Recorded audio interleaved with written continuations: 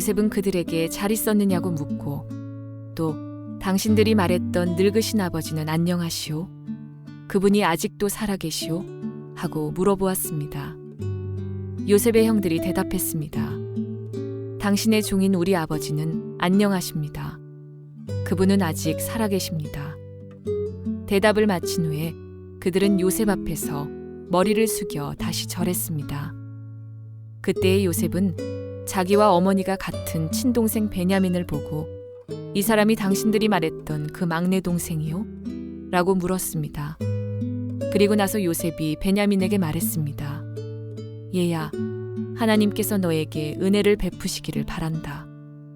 그 말을 마치고 요셉은 서둘러 자리를 떠났습니다. 요셉은 자기 동생 베냐민을 보니 눈물을 참을 수가 없었습니다. 그래서 요셉은 자기 방으로 가서 울었습니다. 요셉은 울음을 그친 후에 얼굴을 씻고 밖으로 나왔습니다. 요셉은 자기 마음을 달래면서 음식을 내와라 하고 말했습니다.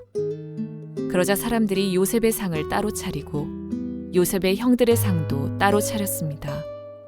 그리고 요셉과 함께 음식을 먹는 이집트 사람들의 상도 따로 차렸습니다. 이집트 사람들은 히브리 사람을 싫어해서 그들과 함께 밥을 먹는 법이 없었기 때문입니다. 요셉의 형들은 요셉 앞에 앉았는데 맏형부터 막내 동생까지 자리가 나이 순서대로 정해져 있었습니다. 그들은 놀라서 서로 얼굴을 쳐다보았습니다. 요셉은 자기 상에 놓인 음식을 형들의 상에 가져다 주게 했는데 베냐민에게는 다른 사람들보다 5배나 더 주었습니다. 요셉의 형들은 요셉과 함께 먹고 마시며 즐거워했습니다. 자, 우리 가슴에 손을 얹고 믿음을 고백하고 주의 말씀 듣도록 하겠습니다. 제가 먼저 고백하겠습니다. 하나님은 나를 사랑하십니다. 나는 그 사랑 안에 있습니다. 하나님은 오늘 나에게 말씀하실 것입니다. 그 말씀에 능력이 있습니다. 그 말씀에 생명이 있습니다. 나의 마음을 하나님께 열겠습니다. 나의 생각을 예수님께 집중하겠습니다. 들은 만큼 변합니다. 들은 만큼 행복해집니다. 야곱과 요셉의 이야기를 진행을 하면서 한 번쯤은 전체 이야기를 가정이라고 하는 테마를 중심으로 한번 나누고 싶다라고 하는 생각이 간절했습니다. 텍스트가 정해져 있고 강해 설교를 하다 보면 좀 끊어지는 느낌이 있고 전체 야곱의 이야기를 가정이 어떻게 망가지는지 흔들리는지 또 하나님께서는 그 망가지는 가정을 어떻게 회복하시고 어떤 치유의 사랑의 언어를 가르쳐 주시는지 한번 조명하면 좋겠다라는 마음이 들었었는데 오늘은 야곱과 요셉의 가정에 임했던 하나님의 치유와 회복의 은혜에 대해서 조금 나눠보려고 합니다. 이렇게 가족을 테마로 요셉과 야곱의 이야기를 조명하고 싶었던 이유는 야곱의 가족사 가운데서 우리의 가족사를 보기 때문이고 또 야곱의 가정의 회복의 여정 속에서 우리 가정들을 향한 하나님의 회복의 소망을 확인할 수 있기 때문입니다. 가정은 인간의 작품이 아닙니다. 결혼도 사람이 만들어낸 기발한 아이디어가 아닙니다. 그 시작은 하나님께 있습니다. 결혼을 시작하신 분도 하나님이시고 가정을 시작하신 분도 하나님이셨습니다. 그런데 창세기 3장에 하나님을 향해서 불순종하고 타락했던 인간의 그 결과로 하나님과 인간과의 관계만 망가지고 깨어지는 것이 아니라 가정의 관계도 망가지고 흔들리고 무너집니다. 남편이 아내를 탓하죠. 하나님을 탓할 뿐만 아니라 아내를 탓합니다. 그리고 가인이 아벨을 시기하고 미워해서 죽입니다. 그리고 가인은 또 다른 자기의 형제들이 자신을 해할까 봐 두려워합니다. 사람만 망가진 것이 아니라 하나님과의 사람과의 관계만 망가진 것이 아니라 사람과 사람이 이루고 있던 가정의 관계도 무너진 것입니다. 사람만 타락으로 신음하는 것이 아니라 그 망가진 사람이 이루고 있는 가정도 타락하고 추락하고 신음하게 되었다는 것이죠. 그래서 가정이 힘든 겁니다. 사랑해서 만졌는데 그 사랑하는 사람들끼리 만들어가는 과정이 가정이라고 하는 것이 그렇게 힘들고 버겁게 느껴지는 것입니다. 가정이라고 하는 것은 하나님의 사랑을 가장 안전하게 풍성하게 누릴 수 있는 곳이어야 하지만, 망가진 인간들이 만나서 이루는 가정은 때때로 한 인간이 경험할 수 있는 가장 깊은, 해결할 수 없는 고통과 슬픔과 아픔의 원인을 제공하는 곳이 되기도 합니다. 가장 큰 행복을 누릴 수 있는 자리가 되기도 하지만, 동시에 가장 큰 아픔을 경험하고 상처가 만들어지는 곳이 되기도 한다는 것입니다. 야곱의 가족사를 보면 왜 하나님께서 선한 것을 의도하신 가정이 흔들리고 추락하고 망가지는지 그 이유를, 그 원인을 몇 가지로 찾아볼 수 있습니다. 물론 다른 이유들이 있을 수 있겠지만, 오늘은 야곱의 가정에 나타나는 그 가정이 망가지는 이유를 찾아보고, 그 망가졌던 가정이 어떤 하나님의 새로운 사랑의 언어로 회복되는지 좀 나눠보려고 합니다. 가정이 흔들리고 망가지는 첫 번째 이유는, 원인은 편애입니다. 공평하지 않은 사랑인 거죠. 치우친 사랑. 야곱은 장인에게 속아서 자기가 사랑하는 여인 라헬과 결혼하지 못하고 그의 언니 레아와 결혼을 하게 됩니다. 그리고서 라헬 아내로 얻겠다라는 조건으로 또다시 7년을 일하고 라헬도 아내로 얻게 되죠. 그리고 그 두 여인의 몸종을 아내로 얻어서 아내가 넷이나 되었습니다. 그러나 야곱은 라헬만 편애합니다. 사랑이 치우쳤다는 얘기죠. 그리고 사랑받지 못하는 레아는 상처와 쓴뿌리가 생기는 것입니다. 야곱이 형 에서만을 편애하는 아버지에게 얼마나 큰 상처를 받았습니까? 그 사랑이 너무 그리워서 속이고 사기치고 그리고 빼앗아야 하는 그런 삶을 살기를 서슴지 않았습니다. 그런데 정작 자신은 라헬만 편애합니다. 그리고 요셉만 편애합니다. 사랑받지 못하는 아내들과 아내는 상처가 생길 수밖에 없죠. 쓴뿌리가 생길 수밖에 없습니다. 편애는 그것을 받지 못하는 대상들을 향해서는 철저한 무관심으로 다가오는 것입니다. 얼마나 한해 사무쳤든지 요셉의 형들은 요셉을 죽이려고 하는 것을 서슴지 않았습니다. 자, 편애가 가정 안에서 생기게 되면 그 안에 경쟁 구도가 생기게 됩니다. 그 사랑을 차지하려고 하는 경쟁 구도. 야곱의 아내들은 서로 아들 낳기 경쟁을 벌립니다. 왜 그렇습니까? 그냥 자손을 불리기 위함이 아니라 내가 아들을 많이 낳으면 그때는 남편이 나를 사랑해 줄 것이다 라고 하는 마음이 있기 때문에 아들 낳기 경쟁을 하고 있는 것입니다. 그러면 그 아들을 낳기 경쟁하고 있는 엄마들의 마음이 그 아들들에게 전해졌을까? 당연히 전해졌겠죠. 그리고 아마 성경에 구체적으로 야곱의 아들들이 야곱의 관심을 얻기 위해서 어떤 노력을 했다라고 하는 사건들은 자세하게 기록이 되어 있지 않지만, 쉽게 상상을 해보건대 그 아들들도 아버지의 관심과 사랑을 받기 위해서 아마 몸부림쳤을 것입니다. 그리고 그 사랑이 다가오지 않자, 경쟁에서 이길 수 없자 모든 사람이 요셉에게 쏠려버리자, 그들은 아버지에게서 받았던 바로 그 거절감, 경쟁 구도에서 밀렸던 사람들이 갖게 되는 그 상처의 가장 근본적인 상처는 거절감인데, 그 거절감 때문에 요셉을 거절하고 미워하게 되는 것이죠. 그리고 요셉을 노예로 팔아버리게 되는 것입니다.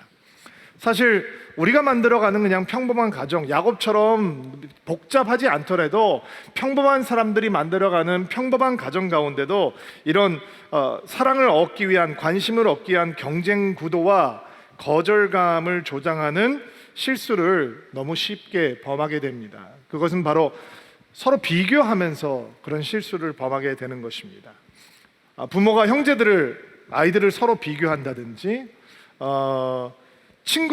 부모가 자기 친구들의 자녀와 자신들의 자녀를 비교한다든지, 또 부모가 자녀들의 친구와 자녀들을 비교한다든지, 부부끼리 동창회 갔다 와서 자기 친구들의 배우자와 내 배우자를 비교한다든지, 이런 비교를 통해서 가정은 더 많은 사랑과 관심을 받으려고 경쟁하는, 모든 것이 퍼포먼스가 되는 거죠. 엄마의 관심을 받기 위해서, 아빠의 관심을 받기 위해서, 부모의 관심을 받기 위해서, 배우자의 관심을 더 끌어들이기 위해서 내가 더 노력해야 되는 경쟁 구도가 만들어지게 되고, 그 사랑이 주어지지 않을 때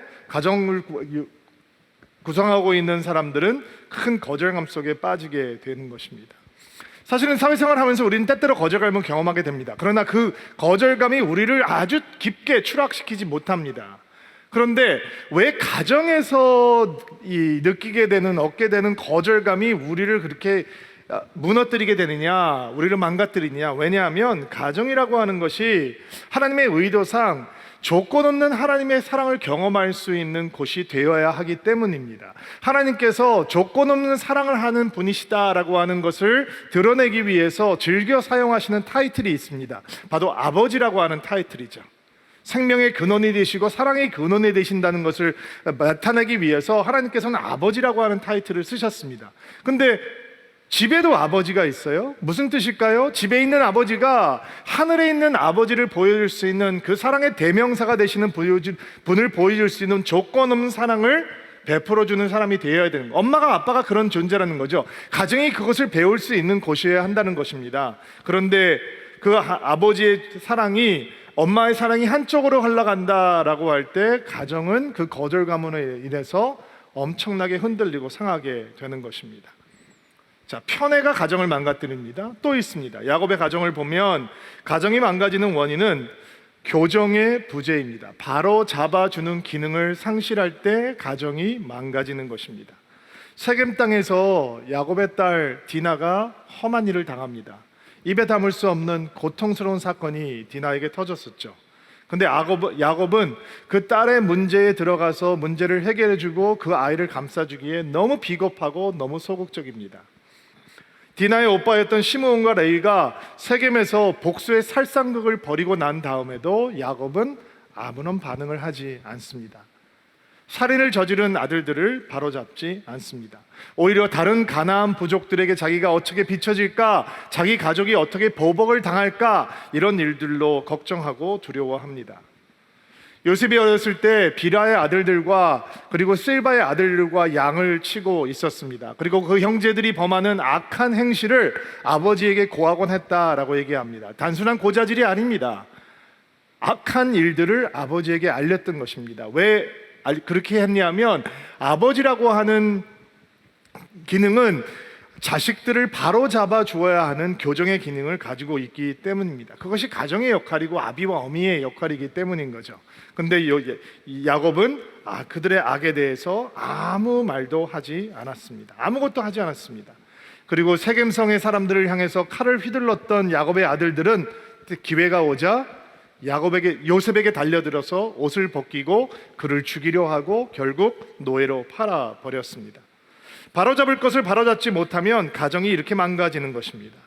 우리의 가정을 한번 돌아봅시다. 우리가 자랐던 가정, 우리가 만들고 있는 가정을 한번 돌아봅시다. 우리는 아이들을 야단치는 일은 잘합니다. 벌도 줄 수도 있고 소리를 지르기도 합니다. 때로는 겁도 줍니다. 회유도 합니다.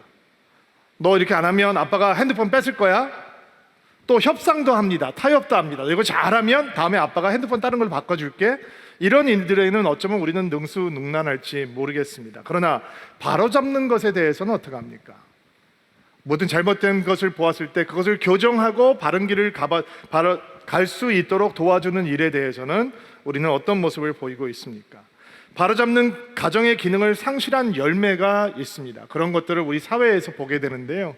얼마 전에 사람들의 마음을 슬프게 하고 정말 경악시키고 우리의 마음을 무겁게 했던 엠번방 사건이라든지, 그리고 세계에서 가장 큰 아동 음란 사이트를 운영하고 있던 한국 젊은이의 사건이라든지, 이런 것들이 사실은 가정의 기능이, 이 바로잡는 기능, 교정의 기능을 상실할 때 우리의 아이들이, 다음 세대들이 어떻게 변할 수 있는지 적나라하게 폭로하는 그런 사건이 되었다고 생각합니다.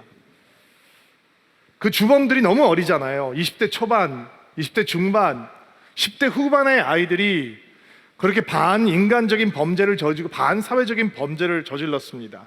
발각되지 않았으면 계속될 것입니다. 아니, 지금도 우리가 알지 못하는 그런 사이버 공간에서 여전히 그런 어린 아이들을 통해서 그런 일들이 진행되고 있을지도 모릅니다. 옳고 그름에 대한 판단이 불가능할 만큼 상해버렸고, 그리고 그렇게 어린 아이들이 이미 삐뚤어진 성에 그리고 음란물에 중독이 되어서 스스로 해결할 수 없는 지경까지 나락으로 떨어져 버린 상태입니까? 여러분, 우리 사회에서 바로잡는 기능을 누가 해줄 수 있습니까? 학원에서 가르칩니까? 학교에서 그것이 가능합니까? 우리나라 공교육에서 스승이 정말 아이들을 제대로 교육할 수 있는 환경을 우리 사회는 만들어 놓고 있습니까? 아이들을 바로잡아 줄 수 있는 기능은 교회와 가정이 감당해야 하는 것입니다. 그것을 잃어버릴 때 다음 세대가 어떻게 변하는 것은 불보듯이 뻔한 것입니다. 가정이 그 기능을 다하지 못하면, 교회가 그 기능을 다하지 못하면 우리 앞에 드러날 다음 세대들은 망가지고 깨어지고, 그리고 그런 사람들이 만나서 많은 가정조차 망가지고 깨어지는 가정에 불과하게 되는 것입니다. 왜 가정이 가장 강력한 교정의 다리가 될 수 있는가? 한 발짝 더 나아가서 왜 교회가 교정하고 바로잡아 줄 수 있는 최고의 자리가 될 수 있는 것인가? 이 가정과 교회에는 한 가지 공통점이 있습니다. 서로를 이용하고 서로의 필요에 의해서 만나는 공동체가 아니기 때문입니다. 가정의 유일한 동기는 서로 사랑하는 것입니다. 교회는 어떻습니까? 교회도 그렇습니다. 그 동기가 아닐 때 교회는 흔들리고 추락하는 것처럼 가족이 가장 바로잡아주는 기능을 제대로 할 수 있는 하나님의 선물인 이유는, 가족은 무조건적으로 사랑하고 포용하는 하나님의 선물이기 때문입니다. 그래서 교정, 바로잡아가는 그 어려운 과정까지도 기쁘게, 세이프하게 수용할 수 있기 때문입니다. 자, 또 가정이 망가지는 이유가 있습니다. 야곱의 가정을 보면 가정이 망가지는 이 원인을 또 하나 볼 수 있는데, 바로 격려의 부재입니다. 격려하지 않을 때 가정이 흔들리고 추락합니다. 하나님께서 요셉에게 꿈을 보여주셨습니다. 야곱은 믿음의 사람입니다. 하나님 체험이 있다는 얘기죠. 근데 야곱의 다른 아들들, 요셉의 형들은 하나님 체험이 없으니까 요셉이 꿈을 꾸었다라고 얘기했을 때 그들은 격려하지 않을 수 있습니다. 그러나 야곱은 다릅니다. 하나님 체험이 있으니까 하나님께서 나에게 이런 꿈을 꾸게 해주셨습니다 라고 얘기했을 때 격려할 수 있어야 되는데, 야곱도 요셉을 야단치죠. 형들은 요셉을 꿈쟁이라고 조롱하고 놀립니다.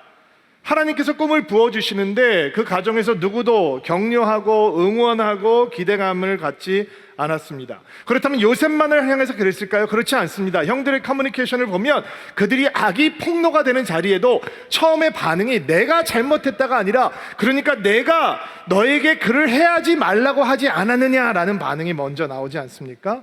그러니까 아마 그들은 서로 브레임하고 이런 거친 환경 속에서 서로에게 상처가 되었을 것입니다. 여러분, 가정 안에서 격려의 언어가 사라지면 자연스럽게 공격적인 비판과 지적, 판단의 언어가 주된 언어가 됩니다.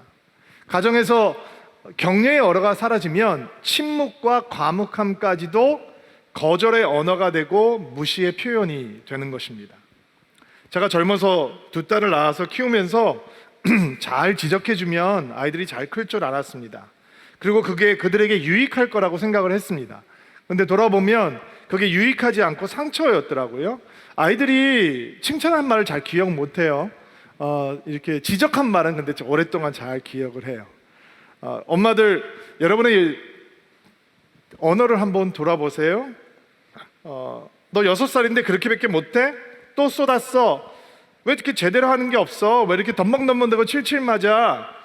왜 이렇게 어질러놨어? 정말 못 살아. 또 게임해? 빨리 가서 학원 숙제 안 해? 남편들은 자신들의 언어를 한번 돌아봅시다. 나도 오늘 바깥에서 스트레스 많아. 당신이 집에서 편하게 있는 줄 알아. 하루 종일 뭐 했길래 집이 이 모양이야. 나도 좀 쉬자. 피곤해. 아이들의 언어를 한번 보세요. 몰라. 짜증나. 그냥 놔두라고, 나중에 한다고. 격려의 언어가 사라지면 거친 감정과 불편한 마음을 표현하는 말들이 주된 언어가 되어서 우리의 가정을 덮을 수 있습니다. 제가 늦둥이를 낳고 배운 것이 하나 있습니다. 큰아이하고 13살, 둘째 아이하고 10살이 차이가 나니까 많이 늦둥이입니다. 서로 그 아이하고 저하고 대화가 통할 수 있는 나이가 된 다음부터 아이가 무언가 하면 제가 이렇게 큰 소리로 칭찬을 해주는 표현이 있었는데요. 뭐 색칠을 하고 그림을 그리고 뭐를 만들어 오고 이렇게 하면 엄마 아빠한테 보여주잖아요. 그러면 제가 큰 소리로 아이에게 칭찬해 주었던 얘기가 있습니다. 김예리 대단한데, 저희 막내 이름이 예리인데, 김예리 대단한데 이렇게 큰 소리로 칭찬을 해 주었습니다. 그 소리를 듣는 것을 너무너무 아이가 좋아하고 그 얘기를 해주면 눈이 반짝반짝하고 자신감이 업되는 게 눈이 보이더라고요. 늘상 그 얘기를 하고 아이를 격려해 주었는데, 아이가 유치원 때인가 1학년 때인가 집에 이렇게 학습지를 지도하시는 선생님이 오셔서 처음 아이를 지도한 다음에 있었던 일입니다. 선생님이 바깥 문 이제 집을 나가시고 문을 닫으니까 아이가 눈물이 그렁그렁해서 저한테 이 학습지를 이렇게 내밀더라고요. 보니까 동그라미가 몇 개 있고 짝대기가 몇 개 그려져 있는 거예요. 그러니까 아이가 틀린 답이 있었다는 얘기죠. 근데 저는 그때까지 그 아이와 함께 뭐 이렇게 그 학습지가 문제 같은 걸 풀면 어떻게 했었냐면, 정답을 맞히면 딩동댕 하고 동그라미를 쳐줬고 틀린 답을 쓰면 별표를 해 주었습니다. 그 아이한테는 뭐라고 설명하냐면, 동그라미는 네가 잘했다는 딩동댕 표시고 별표는 아주 특별한 문제이기 때문에 다시 한번 풀어야 된다는 뜻이야. 그러면 아이는 쌩글쌩글 울면서 별표가 들어가 있는 문제를 다시 풀고 대부분 두 번째는 제대로 풉니다. 근데 선생님께서 처음 오셔서, 저는 선생님이 나쁘다는 얘기가 아니고 잘못했다는 얘기가 절대로 아닙니다. 아주 따뜻하고 친절한 선생님이셨는데 처음으로 자기 그 학습지에 짝대기를 마구 긋는 걸 보고 애가 너무 서러워서 이제 눈물이 막 차오르는 상황이었던 것 같습니다. 여러분, 세상이 우리 아이를 대우하는 것과 가정이 우리를 대우하는 것이 어떻게 다른지 보여주는 그림이라고 생각하지 않습니까? 세상은 우리 아이들을 향해서 거침없이 틀렸습니다 라고 X마크를 그립니다. 주저하지 않습니다. 우리 남편들을 향해서, 우리 아내들을 향해서 주저하지 않고 거침없이 작대기를 그어댑니다. 어떤 경우에는 교회만 와도 자꾸 틀렸다고 얘기하면서 야단 맞는 경우도 있다고 합니다. 여러분, 우리가 세상에서 격려와 응원과 칭찬을 받는 곳이 그리 많지 않습니다. 가정이 바로 그것을 주는 곳이고 경험하는 곳이 되어야 합니다. 서로를 향해서 대단한데, 너무 잘했다, 대단한데, 남편이 아내를 향해서, 아내가 남편을 향해서 여보 당신 대단한데, 퇴근하는 남편을 향해서, 퇴근하는 아내를 향해서 당신 정말 오늘 대단한데, 우리는 격려 잘 못하잖아요.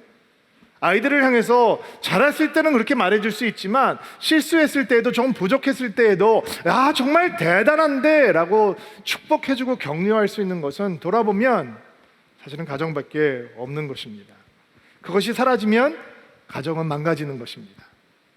왜냐하면 격려와 응원과 칭찬이 사라진 곳에는 지적과 판단과 그리고 비판만이 남기 때문입니다. 또 하나, 야곱의 가족이 망가지는 결정적인 이유는 정말 심각한 문제, 가정을 파괴하고 있는 문제죠. 그 심각한 문제를 해결할 의지가 없이 그냥 아무 일도 없었다는 것처럼 묻어놓고 살아간다라는 것입니다. 형들이 이집트의 총리가 된 요셉 앞에 섰을 때 자신들을 뭐라고 서게 했죠? 우리는 정직한 사람입니다 라고 얘기를 했습니다. 우리 아는 한 아버지의 아들이고 지금 우리 아버지와 막내 동생은 가나안 땅에 살고 있고 다른 동생은 없어졌습니다 라고 얘기를 하죠. 그들이 해결해야 되는 가장 심각한 문제는 무엇입니까? 요셉을 너무너무 미워해서 죽이려 했고 노예로 팔아버렸고 그 악함이 그들 안에 숨어 있다는 것입니다. 그 악함이 드러나야 되는 것입니다. 그래서 하나님께서 요셉을 통해서 지난주에 그것을 폭로하셨잖아요. 지금 시간이 22년이 지났는데도 불구하고 형들은 어떻게 살고 있느냐? 자신들이 저지른 악이 아무 문제가 아닌 것처럼 덮어놓고 잊은 듯이 언급하지 않고 반쯤 속이면서 자기를 기만하면서 그렇게 살아가고 있었던 것입니다. 그러나 이 형들이 회복되고 가정이 회복되려면 그들의 악이 드러나야 하고 그 드러난 앞에서 괴로워야 하고 회개해야 되는 거죠. 그리고 하나님 앞 이름을 부르고 하나님께 돌아와야 진짜 회복과 치유가 시작이 될 수 있는 거거든요. 근데 형들은 아직 그 준비가 되지 않은 거예요. 그러니까 가짜 평화주의자의 모습으로 아무런 일이 일어난 것처럼 그냥 덮어놓고 묻어놓고 요셉의 이름을 얘기하지 않고 이집트라는 얘기를 얘기하지 않고 서로 아무 일도 없었듯이 살아가고 있는 것입니다. 이런 야곱의 가정은 인간적인 눈으로 보면 회복불능처럼 보입니다. 그러나 여러분, 하나님께서는 치유하실 수 있는 하나님이십니다. 하나님께서는 어떤 망가진 가정도 회복하실 수 있고 치유하실 수 있습니다. 우리가 오늘 야곱의 가정에 대한 이야기를 한번 나누고 이 망가졌던 가정을 어떻게 회복하시는지 하나님의 치유의 언어, 회복의 언어, 그 사랑의 언어를 배워보자라고 하는 이유도 때때로 우리가 가정생활을 하면서 가정을 만들어가면서 실망하고 좌절하고 낙심하고 그리고 정말 두려워하고 내 가정이 회복될 수 있을까? 내 차가워진 마음이 다시 회복될 수 있을까? 라고 느낄 때 오늘 야곱의 가정을 회복하시는 하나님의 은혜를 붙들고 이런 가정이 회복될 수 있다면 나의 가정도 우리의 가정도 회복될 수 있다라고 하는 소망이 우리 가운데 가득 자리하기를 바랍니다. 형들과 요셉의 재회를 기억하실 거예요. 42장부터 44장에 진행되고 있는 형들이 만나서 재회하고 대화하고 그들의 관계가 회복을 향해서 한 발짝 한 발짝 나아가는 것들을 다시 한번 소개를 해보면 형들이 요셉 앞에 쓰잖아요. 식량을 구하기 위해서 요셉 앞에 딱 서는데 사실 이거는 우연으로 그렇게 되는 것이 아니라 요셉이 국경을 건너는 모든 사람들에게 명부를 작성하게 하고 아버지의 이름을 쓰게 하고 출신 지역을 쓰게 하고 조부의 이름까지 쓰게 만들어서 형들이 언젠가는 이집트의 식량을 구하러 올 때 만날 수 있는 만반의 준비를 하고 기다렸던 거죠. 그럼 왜 형들이 그 앞에 나타났을 때 요셉은 형들을 알아보고 있었는데 형님들 내가 바로 요셉입니다 바로 밝히지 않느냐? 왜냐하면 이 치유와 회복의 역사에 들어가기 위해서는 요셉만 바뀌는 것이 아니라 형들도 바뀌어야 되거든요. 자신들이 용서가 필요한 사람이고 자신들에게 회복과 치유가 필요한 사람이고 은혜가 필요하다는 것을 확인할 수 있어야 되거든요. 요셉이 그거를 확인해야 요셉이 피해자니까 희생자니까 용서라고 하는 하나님의 새로운 사랑의 언어를 흘려보낼 수 있는 거거든요. 근데 지금은 아직 확인이 안 됐기 때문에 요셉은 오히려 쌀쌀맞은 태도로 그 형들을 당신들은 정탐꾼에 틀림없습니다 라고 몰아가는 거죠. 자신들의 정직을 호소해 보지만 요셉은 이렇게 얘기합니다. 당신들이 정탐꾼이 아니고 정직한 사람이라면 그 가나안 땅에 남아있다고 하는 막내 동생을 여기 데리고 오지 않으면 내가 믿지 않겠다. 그리고 감옥에 넣어버립니다. 감옥에 3월 동안 갇혀있는 동안 사실은 기약 없이 갇혀있는 거 아니겠습니까? 형들에게는. 그리고 자신들이 저질렀던 과거의 악함 때문에 그 고통을 당하고 있다라고 하는 것을 서로 고백하기 시작하죠. 이게 회개의 역사입니다. 그러면 그들이 당하고 있는 고통이 질병, 징벌의 결과이다. 징벌자는 누구십니까? 하나님이십니다. 한 번도 불러보지 못한 하나님의 이름을 부르기 시작하고 그들의 신앙이 이제 하나님을 향해서 고백되기 시작하는 것이죠. 그리고 시므온을 볼모로 잠아놓은 요셉이 형들에게 곡식을 실어주고 가서 가나안 땅에 가서 막내 동생을 데리고 오라라고 길을 떠나보냅니다. 그리고 도와보니까 돈이 다 주머니에 들어가 있어요. 얼마나 두렵겠어요. 정탐꾼에도 물린 것도 두려운데 이제 도둑으로까지 몰리게 되었으니, 그리고 아버지 야곱에게 자초지정을 쭉 설명합니다. 총리를 만났는데 총님이 뭐라고 얘기했고 막내 동생을 데려오지 않으면 정탐꾼이라고 얘기했고 다시는 식량을 못 구할 것이고 이런 이야기를 합니다. 그러니까 야곱이 너무 속이 상해서 내 아들이 하나 죽었는데 이 남은 라헬의 자식, 나의 사랑하는 아들을 절대로 내가 이집트로 보낼 수 없다. 그 아들이 죽으면 나는 평생 슬퍼하면서 살게 될 것이다. 고집을 부리면서 보내지 않습니다. 근데 기근이 계속되고 있거든요. 식량이 떨어진단 말이죠. 곡식이 떨어지니까 다시 식량을 구하러 이집트로 가야 합니다. 그리고 야곱이 포기합니다. 베냐민을 보내면서 하나님께서 너희들을 지켜주시기 원하노라 라고 하면서 떠나보내죠. 그리고 그들이 다시 요셉 앞에 옵니다. 돈을 2배로 가지고 와서 지난번에 식량가까지 합쳐서 우리가 지난번에 몰랐는데 돈이 여기 들어있었습니다. 우리가 그래 다시 가지고 왔습니다. 쩔쩔매면서 엎드려서 절하면서 요셉의 꿈처럼 요셉 앞에 엎드려서 자신들의 결백을 주장하는 거죠. 그런데 그들이 이집트에 도착하자 요셉이 그들 앞에 만찬을 자기 집에 초청을 해서 만찬을 베풀어 주거든요. 근데 집으로 불러가는 요셉의 모습을 보면서 형들은 얼마나 두려워하냐면 이 요셉이 총리가 우리를 도적으로 몰아서 우리를 노예로 만들려나 보다라고 두려워합니다. 그러나 그들 앞에 펼쳐진 것은 놀라운 풍성로운 만찬이었습니다. 만찬이 끝나고 식량을 가지고 가나안 땅에 돌아가게 되는데 요셉이 형들이 변화된 모습을 확인하기 위해서 한 가지 꾀를 내요. 어떤 꾀냐? 곡식에다가 전부 다 돈을 다시 돌려주고 특별히 막내 동생 베냐민의 자루에다가는 자신이 쓰는 은잔을 숨겨두라 이렇게 얘기를 합니다. 그리고 곡식을 가지고 가나안으로 떠났는데 뒤를 쫓아가서 요셉의 종들이 가서 그들을 다구치는 겁니다. 아니 당신들 우리 총리 주인께서 당신들에게 엄청난 친절을 베풀었는데 이렇게 당신들 무례할 수가 있느냐? 왜 우리 주인의 은자를 훔쳤느냐라고 도둑놈으로 이제 몰게 되는 거죠. 형님들은 기가 막힙니다. 돈도 다 2배로 돌려주고 그리고 음식을 사가지고 오는 건데 은자를 훔쳤다고 하니 얼마나 기가 막히겠습니까?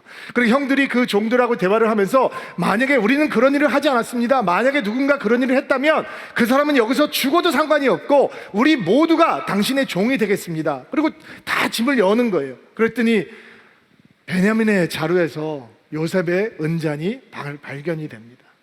그리고 형들이 어떻게 행동하는지 아세요? 자기의 옷을 찢습니다. 그냥 넘어가시면 안 됩니다.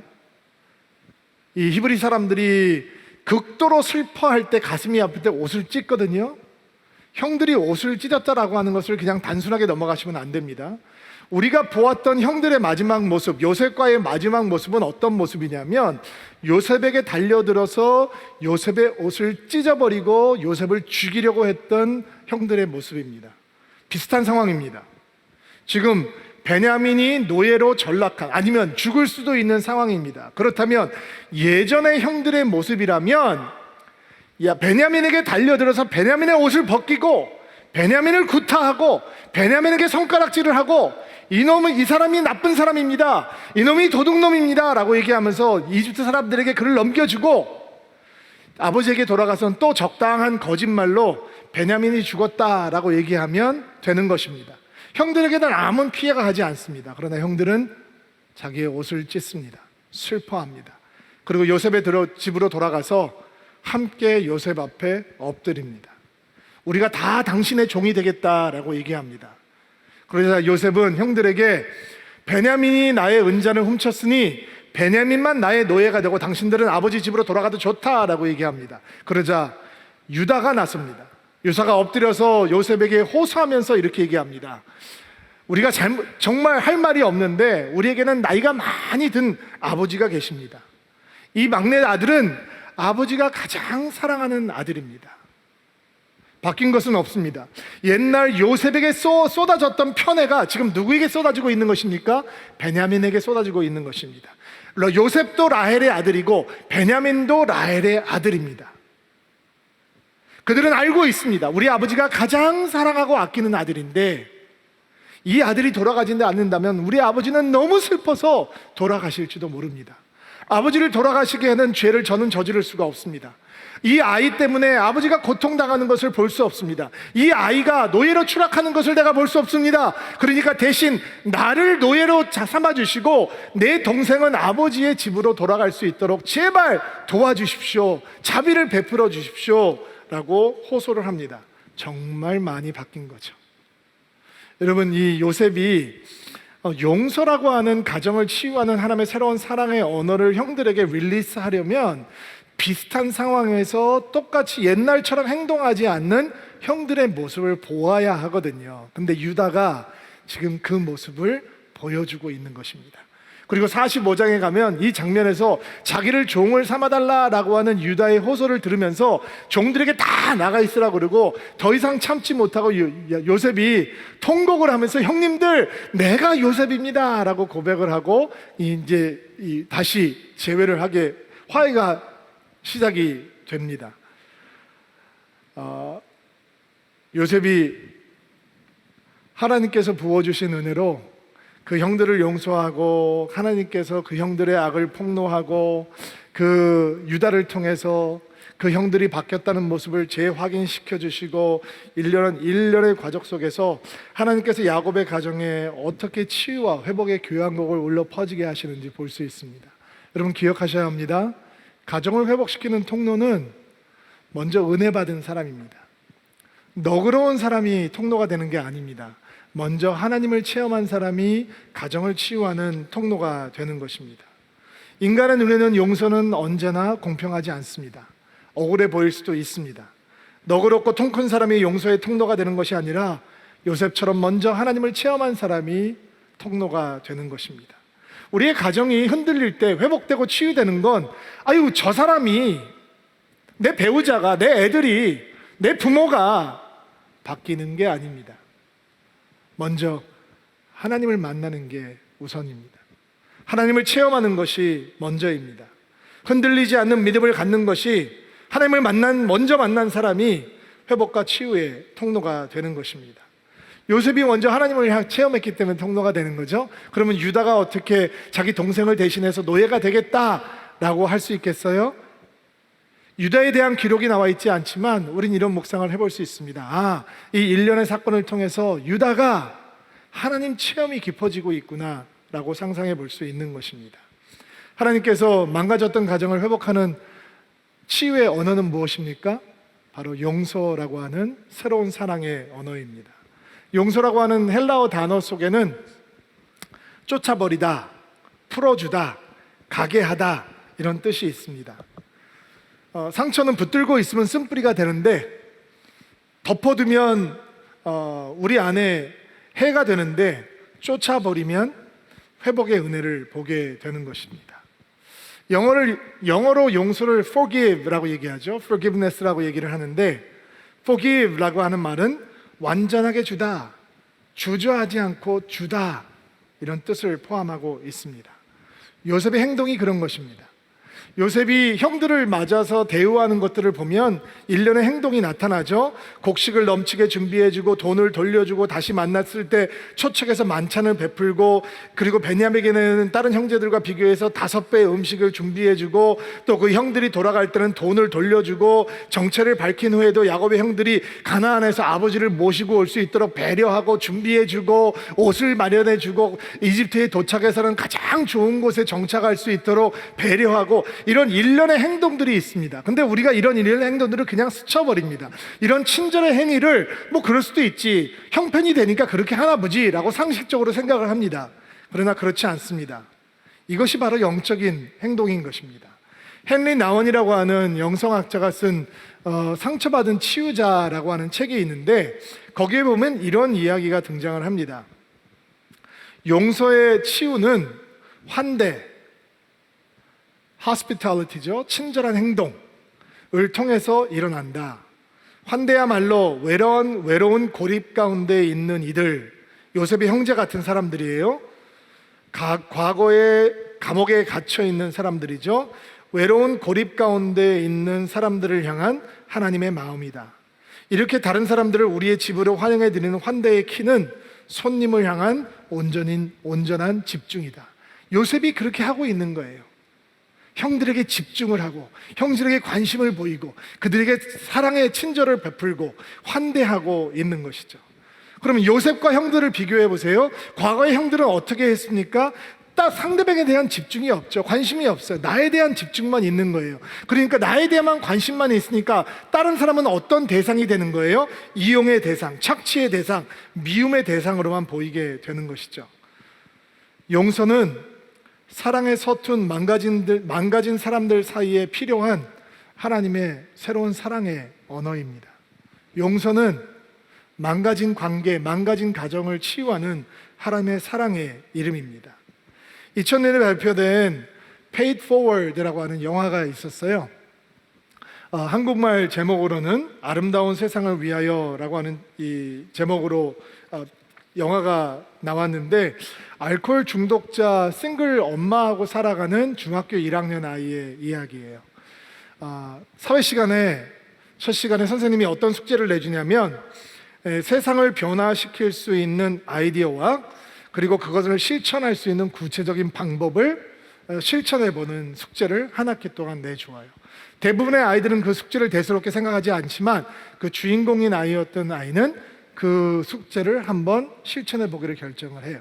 근데 이 아이의 마음에는 이런 원칙이 있는 거예요. 누군가에게 이 사랑의 친절을 베풀면 자신에게 되갚을 수 없고 다른 사람들에게 pay forward, 그 다른 사람들에게 대신 갚아 주어야 되는 거예요. 그래서 노숙자를 집에 데리고 와서 데려오기도 하고, 근데 이 아이에게 큰 상처만 주던 엄마가 이 아이의 환대, 친절한 행위, 사랑의 행위의 수혜자가 돼요. 엄마가 그것을 알고 자기가 아들에게서 이 조건 없는 사랑의 친절을 받았으니까 자기도 그것을 누군가에게 pay forward, 흘려보내야 되는데 고통스럽지만 그동안 자기가 사랑할 수 없다고 생각했던 대상, 용서할 수 없다고 생각했던 대상을 찾아가요. 누구냐면 바로 자신의 엄마예요. 알코올 중독자인 자신, 그 알코올 중독자를 만들어 놓았던 또 다른 알코올 중독자 엄마, 지금은 노숙자가 되어서 길거리에서 살아가고 있는 아이의 할머니죠.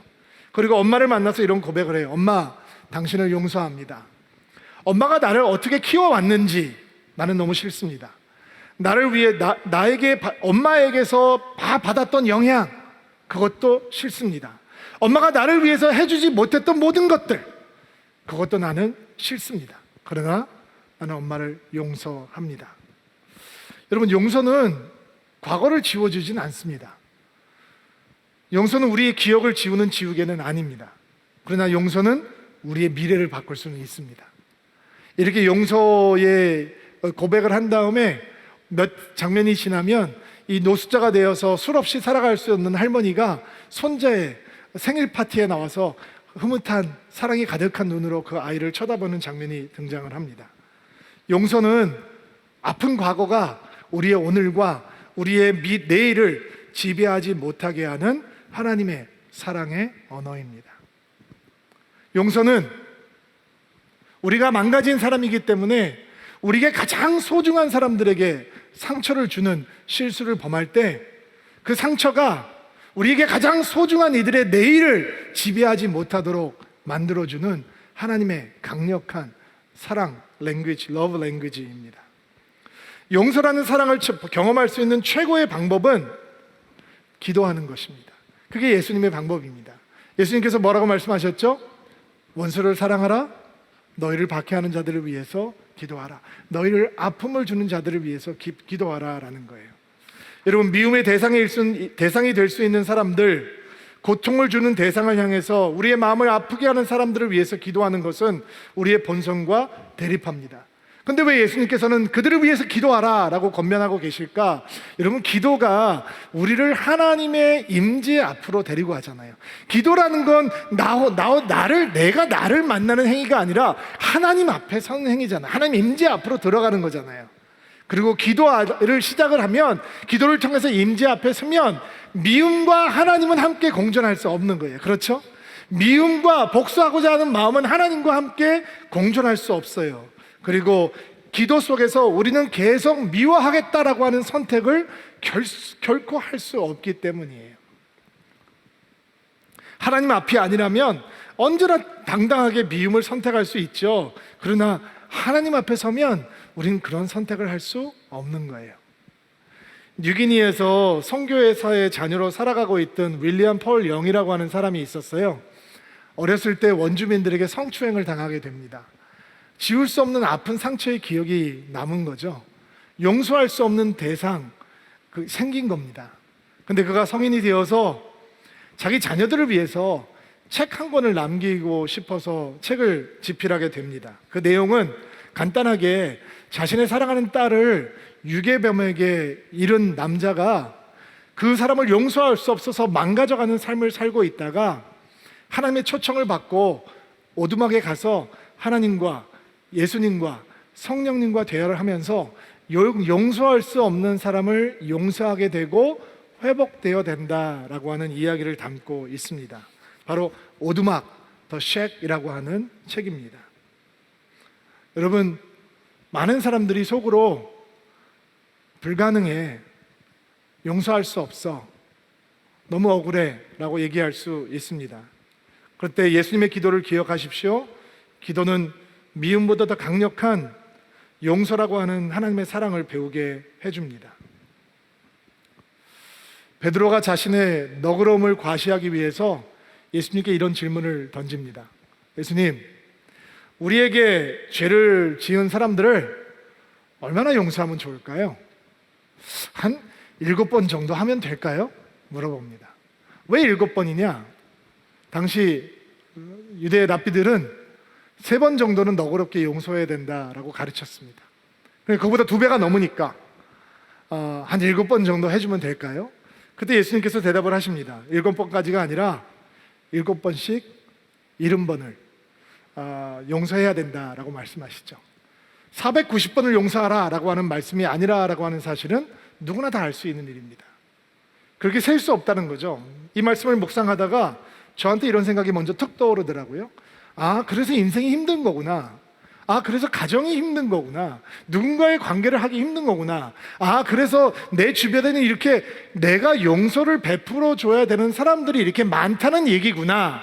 이렇게 샬로한 묵상으로 시작이 됐습니다. 근데 조금만 더 이 말씀을 붙들고 묵상을 해보면 이게 더 중요한 묵상인데 이런 생각을 갖게 됩니다. 내가 그렇게 많은 용서가 필요한 사람이구나.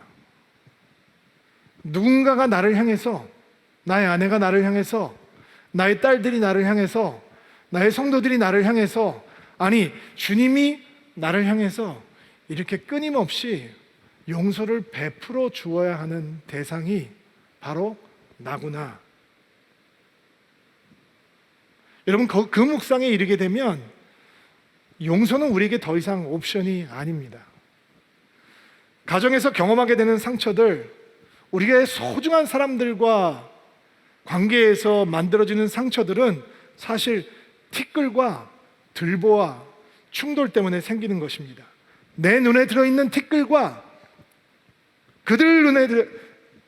내 눈에 들어있는 들보와 남의 눈에 든 티끌이 충돌할 때 생기게 되는 것이죠. 그래서 우리는 반복적인 용서가 필요한 사람이 되는 것입니다. 그러나 저들보다 내가 더 많은 용서가 필요한 사람이다라고 하는 것을 깨닫는 순간 우리는 하나님의 망가진 가정, 흔들리는 가정, 식어진 관계를 회복하시는 하나님의 러브 랭귀지를 배우게 되는 것입니다. 용서라고 하는 하나님의 새로운 사랑의 언어를 우리의 소중한 사람들에게 우리는 기꺼이 줄 수 있는 사람이 되는 것입니다. 자, 그렇다면 여러분, 야곱의 가정만, 요셉과 그 형제들만 이런 은혜가 필요한 것일까요? 여러분의 가정도, 저의 가정도 이런 은혜가 필요합니다. 오늘 그렇게 우리의 가정들을 기도하고 위에서 기도하고 축복하는 일로 오늘 말씀을 마무리하도록 하겠습니다. 같이 한번 기도합시다.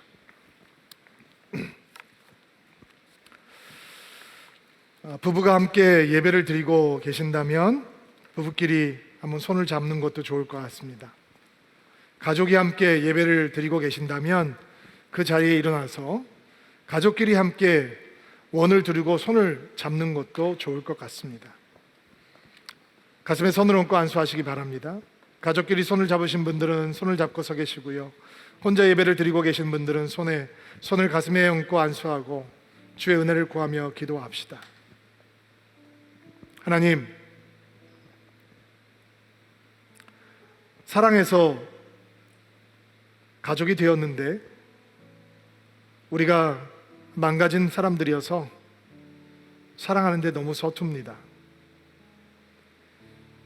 그래서 가장 사랑하는 사람들에게, 가장 소중한 사람들에게 상처와 쓴뿌리를 남기게 되었습니다.